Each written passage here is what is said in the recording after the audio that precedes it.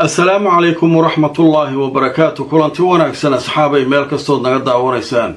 ku soo dhawaada mar kale iyo mid kamid ah barnaamijyada idinku talagalnay waa barnaamijkeeni labaad maanta waa sabti taariikhduna waa 8 bisha Agoosto sanadka 2026 hadaba barnaamijkeena waxaynu ku soo qaadanaynaa wararkii ugu waaweynaa ee ka soo kordhay xaaladda gobolka bariga dhexe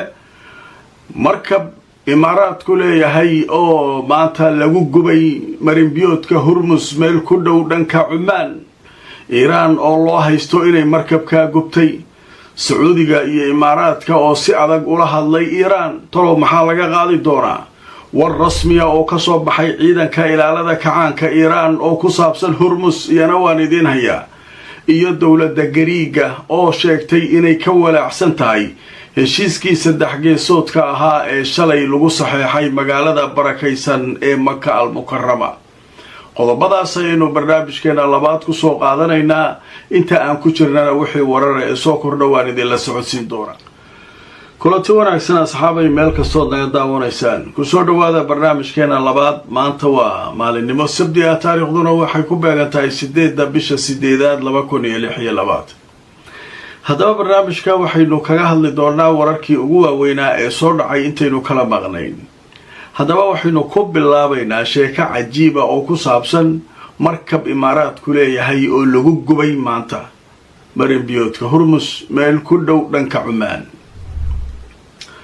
haddaba markabkan gubistiisa iyo gantaalka in lala dhaco maalmahan oo dhan in maraakiibta la weeraro socota laakiin maanta waxoogaa way ka duwanayd sababtu maxay tahay saacada ka hor inta aanu weerar ka dhicin ayaa waxaa aad looga hadlayay in heshiiskii la kala saxiixan lahaa Cumaan iyo Iiraan uu soo dhow yahay wax yar kadib la saxiixi doono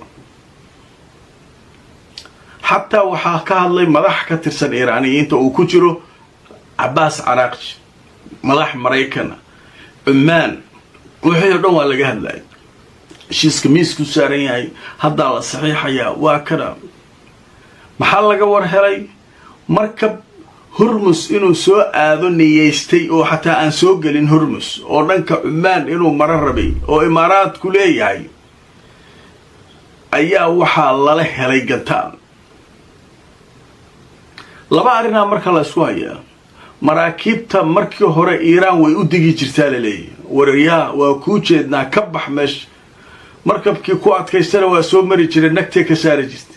kii kalena wuu carari jiray kan maba loo diginaa leeyahay inuu Imaaraad shirkad leedahay Imaaraada markii la ogaaday nagta laga saaray waa gubtay leeyahay haddaba markaan tuso warbixinta laga qoray sheekada markabkan Imaaraadku leeyahay hay-adda dhanka badaha qaabilsan ayaa sheegtay in la dhaawacay markab oo gantaal lala helay aan la garanayn isagoo marayay meel ku dhow xeebaha dalka Cumaan haddaba warbixintu way sii socotay waxa leeyahay hay-adda howlgallada badaha qaabilsan ganacsiga ee xarunteedu tahay Britain ayaa maanta sabti waxay sheegtay markab in markaasi lala helay gantaal markabkan ayaa wuxuu marayay meel 18 mayl u jirta dhanka bari gobolka la yiraahdo Khasab ee dalka Cumaan ku yaala waxaana la sheegay in dab uu ka kacay markabka haddaba wararkii ugu dambeeyay waxay sheegayaan shaqaalihii markabka in degdeg halka looga saaray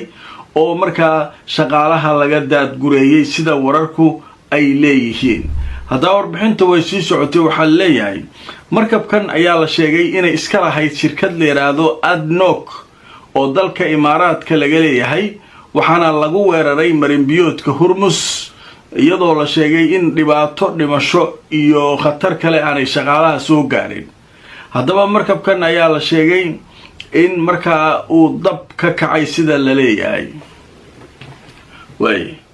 marka sheekadaasu marka halkaas ayay joogtaa waxyaabaha la yaab kale waxa ka mid ah marka oo laga diiwaan galiyay weerarka Sacuudiga luqadda uu ku hadlay maanta ayaa waxa leeyahay waxay ahayd luqad adagay ahayd ambaarayn kulul wasaaradda khaarijiya ama wasaaradda arrimaha dibadda ee Sacuudiga ayaa war soo saartay ay si kulul ula hadlayso Iiraan ma lagaa yeelayo lagu dulqaadan waa lagu dulqaatay hadda kadib laguma dulqaadanayo waxaan aan waddo waa inaad joojisiin iiraan eleed dadkan marka wax falanqaynayahay meelay wax ka arkaan moogta waxay leeyihin sacuudigu shalay ka hor sidan uma hadlaynin maanta muxuu sidan ugu hadlayaa heshiiskii shalay ayaa jaakad bira u geliyaa la leeyahay sacuudiga haddii iiraan ku soo weerarto turkiya iyo bakistaana imaanayo iiraan marka lafeeday u baqaysaa turkiya iyo bakistaanna xuduuday la leeyihiin iiraan dhexday ugu jirtaa marka sacuudigu marka hadda waa kaabaynayaa jaakada aan xabadda karin nin ku labistay oo kale ayay u socotaa ay leeyihiin dadkan marka waa imtixaan waa mixna waay dadkan haddaba marka waxaa leeyahay markabkaas ayaa maanta jugta laga geliyay imaaraadku iyaguna aaday u qayliyeen way cambaarayeen dowladda iiraan waxay yidhaahdeen arrinta ay ku socoto waa qalad qawaaniinta caalamiga ay jebinaysaa waxaas may dhegaysanaysaa niman la yidhaahdo ciidanka ilaalada kacaanka iiraan ayaa marka war soo saaray buuqaasaa dhacay moogtahay markabka sababta loo beerar maxay tahay heshiiskaa la gaari rabay bababab sacuudiga hadal kan kale hadal hala cambaareeyo waxyar kadib waxaa soo baxay niman la yidhaahdo alxarasu thawri ciidanka ilaalada kacaanka iiraan war aan meeshaba oolinaa la keenay oo ku saabsan marinbiyoodka hormus heshiiskii meelaha la wadwaday dhan qaanada ku xareeya camal mid u eg nimankan ilaalada kacaanka iiraan la leeyahy iyo aayatullaahiga wixii ku soo dhacaa la iska samaynayaa sheeko yaabla marka ay soo saareen goor dhoweyd haddaba aan idin tuso wargeyska la yidhaahdo ra'yul yowm wuxuu leeyahay alxarasu thawri ama ciidanka ilaalada kacaanka iiraan waxay sheegeen marinbiyoodka hormus inaan la furi doonin ilaa maraykanku uu ka balayo shuruudaha iiraan ay wadato haddaba ninkan la yidhaahdo waxa uu sheegay wilaayatii la yidhaahdo haziimada ama dhabar guuldarrada loo saariyey washington iyo talaabiib ayaa waxay keentay in ajnabiga hadda ay tahay inay isaga baxaan gobolka bariga dhexe haddaba hadalkan yaa sheegay afhayeenka ciidanka ilaalada kacaanka iiraan genaraal xuseen maxabi ayaa wuxuu sheegay warkan maantoo sabdi ah dib ma loo furi doono marinbiyoodka hormus ilaa maraykanku uu ka aqbalayo shuruudaha iiraan ee furitaanka halkaas waxaana ay sheegeen inaanay wax xiriira la lahayn wadahadallada tahraan iyo saldanada cumaan u dhaxeeya maraykanka inuusan shaqo ku lahayn ninka afhayeenka ah warkiisa wuu caddeeyey iiraan waxay leedahay waxa aan rabno haddaan naloo ogolaanayn oo aanan samaynayn ma furno meeshaan dadkii dhan dee indhaha ka soo haray cumaana heshiisa lakala saxiixanaya haddaa la furayaa marka wax falanqaynaya waxay leeyihiin nimankan ujeeddadoodu maxay taaliyin marka alxarasu thawri nabad ma rabaan miya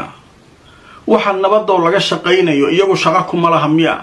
oo ma waxa la sheegayaa run ah qolana inay nabad rabto iiraan qolana ay dagaal rabto oo macnaha aayatullaahiga iyo ciidanka ilaalada kacaanka iiraan aysan nabadanba ku socon marka sheekadu marka way qarsan tahay laakiin nin khabiira oo la wareysanayo wuxuu yidhi waxa uu ka hadlayo ninka afhayeenka ah shuruudaha iiraan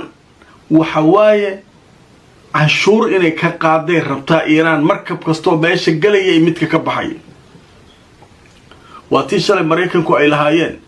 nimankan canshuur inay qaadeen uma ogolin yaa damaanad ka noqonayo yaa saan yeelay waa barnaamijkii xala kusoo qaataan umalaynaya waa dhegaysateen